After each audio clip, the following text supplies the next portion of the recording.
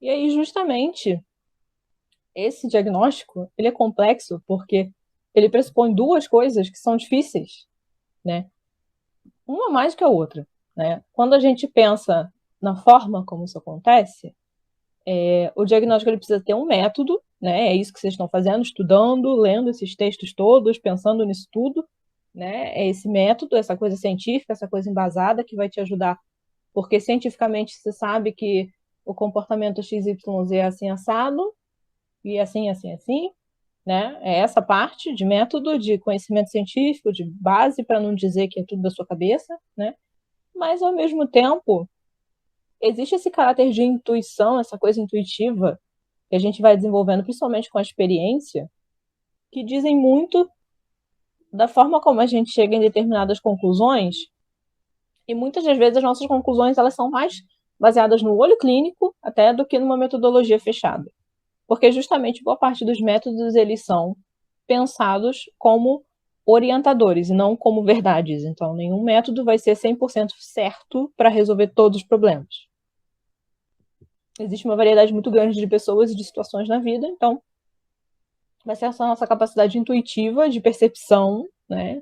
O olho clínico, que a gente brinca, né? Que é isso que vai fazer com que você consiga interpretar melhor certas coisas. Né? Então, e isso você na residência vocês vão perceber que isso vai se desenvolvendo com o tempo e vai se desenvolvendo até rápido às vezes, porque justamente com o passar do tempo você consegue perceber o processo do adoecimento de uma outra forma, você consegue perceber quando uma pessoa está chegando perto da morte, você consegue perceber várias coisas que antes você nem imaginava. Então, o, a ideia é justamente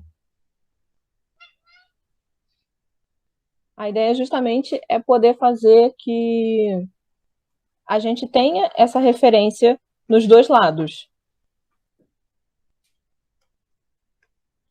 E aí, voltando, né, ao ponto mais importante desse livro, talvez que sejam esses quatro eixos, porque isso vai ser cobrado, com certeza.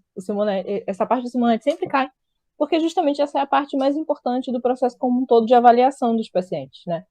Então, faz muito sentido na vida também. E aí, justamente a ideia de que você tem esses quatro eixos, né, que ele subdivide em quatro, que é o eixo reacional, o eixo médico, o eixo situacional e o eixo transferencial. E a nossa função é justamente ter essa base, né, nesses quatro eixozinhos, para poder a gente entender a função do que está acontecendo. Então, a gente tem justamente essa ideia, né, de que com esses quatro eixos a gente consegue pensar na forma como a gente está abordando esse paciente, organizando o conteúdo que ele vai trazer na fala e na escuta, e aí poder interpretar isso e fazer um bom trabalho a partir disso, né? Desculpa, gente, a minha gata começou a querer miar aqui, eu fiquei meio confusa só, mas já resolvi já.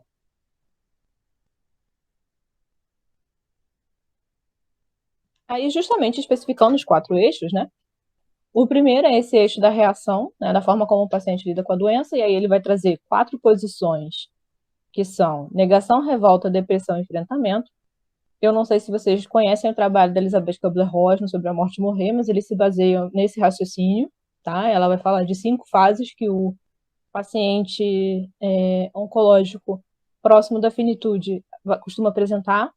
E aí, justamente, o Simonetti, no livro dele, ele menciona ele menciona 4, né?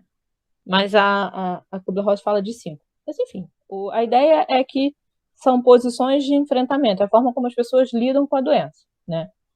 E, além dessas 4, ele cita 2 processos muito importantes emocionalmente, que é a questão da esperança, né? Que é o fio condutor, digamos assim, a forma como as pessoas se sentem motivadas a fazer as coisas, o porquê de aceitar fazer um tratamento, de ter uma expectativa de que as coisas vão dar certo, de que as coisas vão ser boas, de que vai ter um futuro, né? Então, justamente, a ideia é que a esperança atravesse todo esse processo, né?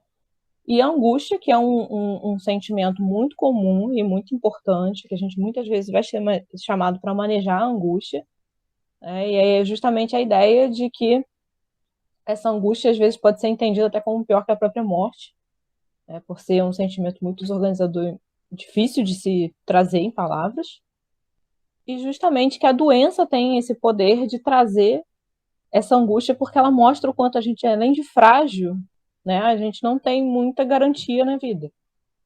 Então, todo esse processo é um processo muito denso por isso até. E aí, para ilustrar, ele vai explicar cada um desses, né? Na apostila tem isso explicadinho. Aqui eu trouxe um quadro dele mesmo, tá? Que ele ilustra quais são essas posições e o tipo de pensamento, comportamento, enfim, de emoção, de coisas que cada fase dessas, digamos assim, apresenta, tá? E aí ele fala justamente, né, que na negação a pessoa, geralmente a negação é uma das primeiras, né, que é aquele baque da primeira notícia, de você não saber como lidar, e aí muitas vezes a ideia é do tipo, não pode ser isso, não é isso, vou viver minha vida, ou então vou buscar uma segunda opinião, porque não pode ser isso. É esse processo, assim, de você tentar jogar mais para frente, adiar, fica querendo procurar alguém que diga que não é verdade, né, projeta que não é nada disso, que é outra coisa, e é uma posição de realmente negar que existe um problema, né? E tem uma esperança enorme com relação ao resultado final. Aí uma outra fase que ele fala é a questão da revolta, né? Que é justamente o oposto, a pessoa fica aborrecidíssima com tudo que acontece, é o porquê eu, não é justo, isso não deveria estar acontecendo comigo, e aí vai tentando de alguma forma elaborar isso, né?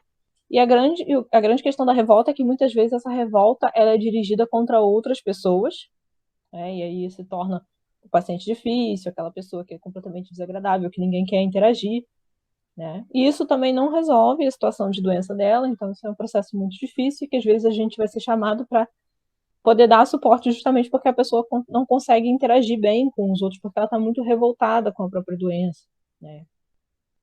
Outra postura que ele fala é essa questão da depressão, né? Ele vai até falar um pouco de luta e melancolia nessa parte, tal, para diferenciar isso.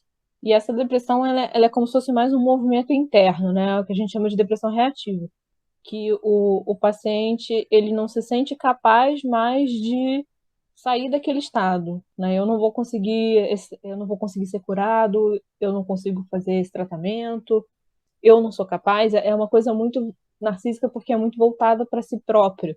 É um processo meio interiorizado, meio assim de retomada, né? Como se ele tentasse se voltar, né? Voltar-se para si para poder se reorganizar até para lidar com as outras coisas, né? E aí vem a tristeza, uma sensação de que não consegue mesmo, de paralisia, né? A vida perde o sentido, perde a graça, não tem para que fazer nada disso, né? Tem pouca esperança, uma postura de quase de desistência, que é o que pode aparecer nessas situações, né?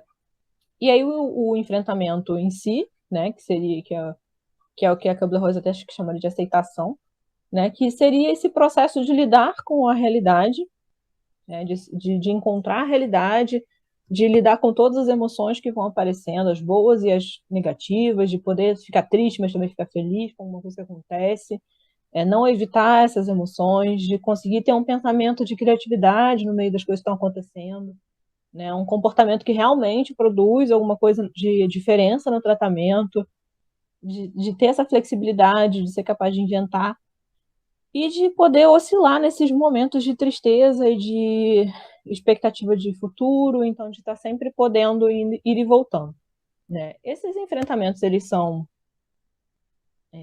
são coisas assim do tipo que a gente use de forma taxativa, né? Ah, ele está no enfrentamento X, ele está no enfrentamento Y. São muitas vezes etapas, às vezes os pacientes vão passar por todas, às vezes por algumas mais, outras menos, às vezes pula uma, volta, né? Isso não é uma ordem que tem que ser seguida, né? São orientações para a gente poder manejar determinados tipos de comportamento, que são comportamentos que foram percebidos que são mais comuns. A ideia toda é essa. A gente está tentando lidar com coisas que são comuns, tá? Mas toda vez que a gente for pensar num paciente, a gente tem que pensar naquela história de vida, naquela singularidade, e aí sim os textos, essas referências todas ajudam a gente a se organizar, né? Que é poder entender que a gente não vai encaixar as pessoas, a gente vai ajudá-las a partir do que a gente conhece. O eixo 2, né? A gente saiu do eixo reacional para o eixo médico. O eixo médico é basicamente a forma como nós vamos encontrar informações sobre a situação clínica desse paciente e quais pontos são importantes, né? E aí tem essa listinha. E aí a primeira coisa é onde a gente encontra essas informações, geralmente no prontuário. Boa parte dos locais você vai ter acesso a esse prontuário, seja físico, seja digital, então você vai ter acesso às informações do quadro clínico, a história da doença, os exames que ele fez, essa coisa toda, né? Mas você também pode perguntar isso ao próprio paciente, à família, à equipe, né? Esses pontos todos podem ser esclarecidos pessoalmente, não precisa exatamente você ler, né? Ler é interessante às vezes para você entender. Até para você avaliar o quanto a pessoa está explicando coisas que realmente estão acontecendo. Às vezes o tratamento está numa direção e o paciente está em outra, né? O paciente está achando que é outra coisa. Então, isso também é importante a gente entender essa questão do diagnóstico médico, porque às vezes tem uma distância entre o que o paciente sabe e o que está sendo proposto de tratamento. Tá? Então, esse é um dos pontos importantes desse eixo 2. Aí ele faz a lista, né, dos pontos que são importantes. É o nome da doença, o tipo de doença, a medicação que está usando, se está aderindo no tratamento ou não, se é uma doença crônica ou aguda, principalmente para a gente que trabalha com câncer crônico é muito importante. Né? Quais são os sintomas, o prognóstico, se é uma doença contagiosa ou não, né? O tratamento que foi proposto, qual é o tipo de tratamento, a programação que foi feita, se tem alguma outra doença além dessa. Então, basicamente isso, né? Muito mais o olhar do médico mesmo, da questão biomédica mesmo, tá?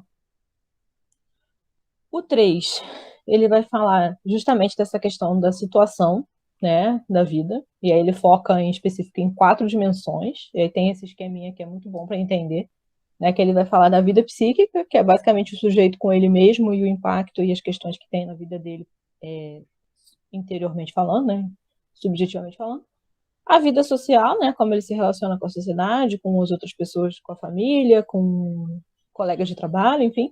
A vida cultural, que é o lugar onde ele mora, as coisas em que ele interage no meio onde ele convive. E essa dimensão física mesmo, que também é importante de ser considerada. E aí, é justamente falando, né, dessa questão. O que é importante no eixo situacional? É entender que existem fatores que dificultam ou favorecem o enfrentamento da doença. Então, aqueles enfrentamentos que a gente viu lá atrás, eles não existem só porque o paciente é... O que é? O que acontece assim? Né? É que justamente esse conjunto de coisas que a gente tem em sociedade, no entorno, na família, na vida, mentalmente, todo esse conjunto de coisas vai fazer com que aqueles enfrentamentos possam acontecer ou não. Né? Então, justamente, o impacto físico da doença é um ponto importante. Se a gente for pensar no câncer como uma doença que muitas vezes leva a uma mutilação, a uma cirurgia de grande porte, que traz alterações físicas de perda de peso, ganho de peso, enfim, muitas alterações físicas relevantes para aquela pessoa. Então, a forma como ela se enxergava pode mudar abruptamente. Né? Isso tem uma alteração psíquica relevante. Os traços, aí entrando no campo do psíquico mesmo, né? São traços de personalidade, coisas que a pessoa tinha antes da doença, comportamentos que ela tinha, uma depressão anterior à doença, um transtorno de ansiedade anterior à doença, todas essas coisas vão impactar na forma como ela vai enfrentar, né? E também, é que a gente não pode desconsiderar, porque na oncologia isso é muito comum, que é a questão de alterações que são provocadas no sistema nervoso central, tanto pela doença quanto por remédios que são propostos para os tratamentos. Por quê? Porque tem doenças e tem remédios que realmente fazem mudanças de comportamento que às vezes são gritantes, às vezes são assustadores para a família, para o paciente não se reconhece. Então, é importante, quando a gente faz esse diagnóstico da situação do paciente, entender que esse ponto psíquico é muito relevante, a gente precisa ter um pouco de noção. E aí é o que até o Simonetti vai usar no final do livro, né? Assim, você precisa ter uma noção do que os remédios fazem, porque tem remédios que vão alterar o comportamento, que vão alterar o humor, né? Que vão alterar o sono. E é isso, enfim, tudo isso é muito importante para a gente pensar no trabalho que a gente vai fazer. Por isso que isso está dentro do diagnóstico situacional. Né? Precisa avaliar a situação como um todo, incluindo a física, a psíquica, e aí nesse outro ponto ele já traz a social, que é justamente a forma como esse paciente se relaciona na vida, né? Quem é o par, se ele é casado, se ele é solteiro, se ele é viúvo, enfim. A família que ele tem, a situação financeira que ele se encontra, qual é a profissão que ele exerce, se ele não exerce, né? Se a doença fez ele perder a profissão, enfim, todas essas coisas são super relevantes, né? E aí ele usa 3 siglas para falar de 3 coisas em específico que são interessantes da gente se lembrar, até para a prova, né? Costuma cair menos, mas já vi isso cair, já vi isso cair. Que é situação vital desencadeante, o ganho secundário e a figura vital. São pontos interessantes e são pontos importantes para a gente lembrar mesmo, e que são mais simples de saber até do que parece, né? No SVD, nessa situação vital desencadeante, a gente tem justamente alguma coisa que ajuda a doença a aparecer, né? Não é que isso seja a causa da doença, mas que isso potencializa. Aí eu dei o exemplo do fumante ansioso, né? A pessoa tem um padrão psíquico de ansiedade já da vida dela, tranquilo e tal. Só que, com o passar do tempo, ela descobre que quando ela fuma, ela se sente menos ansiosa. Aí ela começa a fumar. Fuma, fuma, vai fumando muito. Cada vez que ela fica ansiosa, ela fuma. Né? Então você vê que isso é um padrão de comportamento, que ela sente uma certa satisfação quando ela fuma. E aí ela, com o passar dos anos, ela acaba desenvolvendo um câncer, né? E aí você justamente vai ter que ajudar essa pessoa a manejar essa situação, porque aí ela teve uma doença que não é que só por causa do fumo que ela teve câncer, mas enfim, por causa do fumo isso agravou a possibilidade de ter um câncer, ela desenvolveu um câncer. E aí, com esse padrão ansioso, é muito mais difícil para ela se conter de não fumar, né? E aí a gente vai ter que trabalhar justamente com essas coisas. Então, é você entender que existem coisas que favorecem, né, o surgimento de determinadas doenças. Não que elas sejam causa, mas que elas favorecem. Né? Quem viu a aula de semana passada com relação, né, a fatores de risco para o câncer e tal, acho que consegue entender isso bem, porque justamente não é que toda vez vai ter, né, é uma coisa até que ele fala, nem toda situação tem uma coisa vital desencadeante, às vezes não tem, né, mas existem situações que tem, e é interessante a gente entender por quê. Porque nesse caso, por exemplo, que a pessoa tem uma dificuldade, porque quando ela fica ansiosa, ela fuma, como é que você vai manejar se a pessoa precisa ficar internada dentro do hospital? Ela não vai fumar dentro do hospital. Ela não pode. Então, vamos chamar a psicologia para pensar em alternativas. E aí, nesse sentido que eu dei esse exemplo, né, de pensar que a gente vai ter que manejar isso em várias situações. O caso do ganho secundário, né, é algum tipo de vantagem que a pessoa passa a receber a partir do adoecimento. E isso é nas maiores formas possíveis, gente. É assim, muitas vezes a gente fica numa fantasia de que é tipo, ficou doente, não precisa trabalhar porque vai receber o auxílio doença. Às vezes é muito mais simbólico, né? O ganho secundário, às vezes, é o ganho da atenção de um membro da família que a pessoa nunca teve, né? É o filho fica, que nunca foi cuidado pela mãe e pelo pai, que fica doente e se percebe sendo cuidado. Às vezes é por isso. Então, quando a gente pensa nessa vantagem, essa vantagem ela não é só uma coisa concreta, às vezes ela é uma coisa simbólica também, né? Então é importante entender o que é esse ganho secundário, para que ele serve nessa relação, digamos assim, né? Qual é o lugar dessa relação, desse ganho secundário, até porque às vezes a gente não consegue retirar, né? Mas também é importante que a gente não incentive, né? Isso é muito comum em tratamento com crianças, né? As crianças, com o tempo, elas percebem que se elas fizerem determinado tipo de pirraça, as pessoas do hospital ficam com pena e dão a comida que ela quer. Eu já acompanhei um caso desse.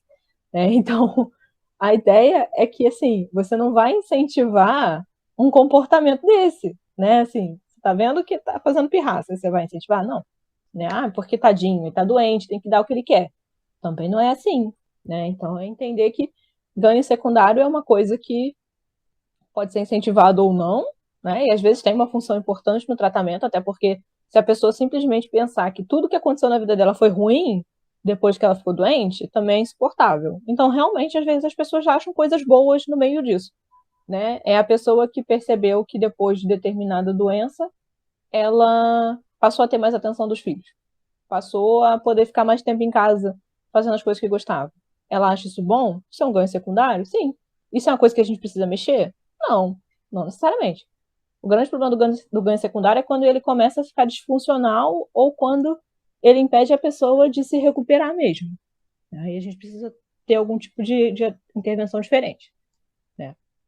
E a outra questão, né, o outro ponto dessa parte do social é a figura vital, que seria essa pessoa ou coisas da vida da pessoa que fazem com que ela se sinta melhor ou pior diante da doença, né? E isso aí a gente pode pensar nos conflitos familiares, que é uma coisa que às vezes aparece até mais do que a própria doença e que isso pode piorar o funcionamento do paciente dentro daquele quadro de tratamento, porque ele não consegue se sentir bem, porque ele está preocupado com um problema na família, um problema financeiro. Então, é essa dimensão, né, da figura vital. E aí o outro ponto é o cultural, né, que são elementos culturais que podem ajudar ou piorar também essa relação do paciente com a doença, né? Aí pode ser vários, pode ser a religião, medicina popular, e na oncologia a gente vê medicina popular a rodo, né? Porque do nada surge uma dieta que diz que não pode comer carne, outra diz que não pode comer açúcar, outra diz que tem que tomar suco de graviola, e aí você se pergunta de onde isso veio.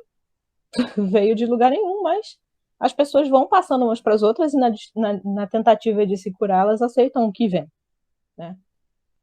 A linguagem também pode ser um elemento de difícil acesso, principalmente quando a equipe não se preocupa em traduzir o que ela está falando de uma forma que o paciente entenda, né? O próprio paciente também pode ter uma forma de falar que a equipe não entende, então esse processo todo de se comunicar, às vezes, é uma coisa que atravessa muito o tratamento, tá? E questões sociopolíticas mesmo, né? Da dificuldade de acesso ao tratamento, dificuldade geográfica, enfim, você tem vários pontos nessa questão cultural que a gente precisa avaliar quando está fazendo esse diagnóstico, e ele entra justamente no diagnóstico situacional.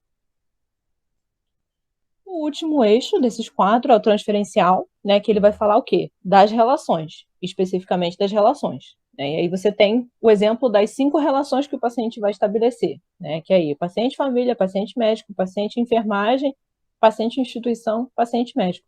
Por que que se separa a enfermagem de médico, né? A enfermagem e os outros profissionais do médico? Porque o médico, né, na nossa história de sistema de saúde, de funcionamento ocidental, o médico ficou nesse lugar da pessoa que toma as decisões, que fala dos tratamentos. Então, ele tem um poder, né? Ele está numa relação de poder, até numa hierarquia, muitas vezes, de uma certa autoridade, de uma certa capacidade de decisão que outros profissionais dificilmente vão ter equivalente, né? Então, muitas vezes é o médico que vai dizer o tipo de tratamento e se tem cura ou não. Então, é por isso que tem essa diferença, tá? O médico, às vezes, ele vai trabalhar questões que outros profissionais talvez não trabalhem ou trabalhem de um outro lugar. Justamente, ele vai definir o que é transferência, né? Que é esse comportamento que se repete ao longo da vida, a repetição dos afetos, a forma como ele se relaciona com as pessoas, muitas vezes traz algum resquício de uma relação anterior, né? E aí isso pode ser tanto uma coisa boa como uma coisa negativa. E um ponto muito importante é que a contra-transferência, que é a forma como nós, profissionais, lidamos com esses pacientes e o que são de sentimentos que são despertados, né? Aquele paciente que me lembra o meu pai, aquele paciente que me lembra o meu filho, ou então você se relacionar com uma pessoa e você perceber que você tem mais afinidade, outras você não suporta. Então, isso é importante de ser trabalhado também, né?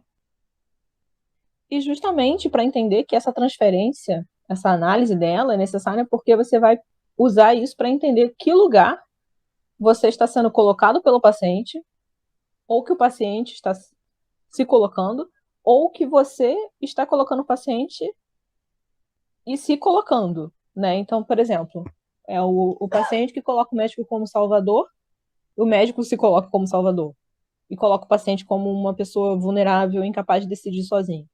É o profissional que se coloca como uma pessoa que está acima, ou então o paciente que se coloca no mesmo nível do profissional, e aí muitas vezes ele questiona demais as condutas e o profissional não consegue lidar com isso, né? Essa questão mesmo de você ter uma identificação, de você pensar, poxa, isso parece com meu filho, poxa, parece com a minha mãe. Então, todo esse processo é muito importante para a gente trabalhar, porque justamente ele diz desse lugar que nós estamos e que os pacientes estão, e dessa relação que está sendo construída, e isso impacta no tratamento, né? Porque um paciente que gosta de você, a chance dele fazer as coisas que você diz são enormes.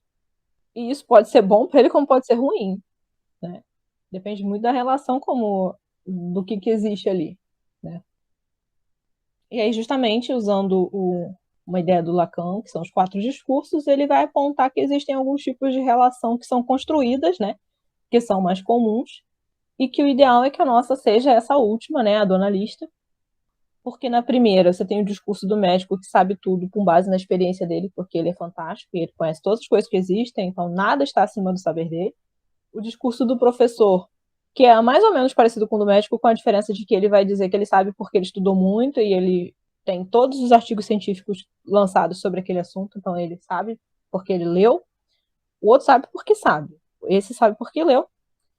E o discurso da histérica, né, que é um bem complicado também, né, mas e é interessante pensar que a gente está falando dos profissionais, mas às vezes isso aparece no paciente, né, nesse da histérica ele cita até o paciente, né, que é ver o médico como a pessoa que vai salvá-lo. A pessoa tem todos os poderes do mundo para fazer aquilo, para alcançar a cura, né. O profissional pode se enxergar também dessa forma, mas o paciente também pode se enxergar no lugar do médico, também pode se enxergar no lugar do professor, enfim. Esse discurso são palavras e frases e jogos de linguagem que vão acontecendo entre as relações, né? E aí o ideal é justamente que a gente fique mais nesse último, né? Que é a ideia de que você sabe, você age como se você soubesse, né? Você não vai dizer para o paciente também que você não sabe nada, porque isso também tira a sua credibilidade e diminui a confiança, né? Então você age como se soubesse tudo, só que na verdade o seu processo é de um outro lugar, né? Você vai ajudar o paciente a entender que ele vai descobrir as coisas sobre si mesmo, é ele que vai fazer esse caminho, é ele que vai entender isso, e é ele que vai fazer, né? Então é justamente o que ele chama de saber para fazer. Sabe, sabe, sabe para fazer saber. Nossa, é difícil falar isso. Sabe para fazer saber, né? Eu só sei enquanto pessoa que consegue fazer o outro entender o seu próprio processo. E não que eu detenho a verdade do outro, né? Acho que esse é o raciocínio, no fim das contas.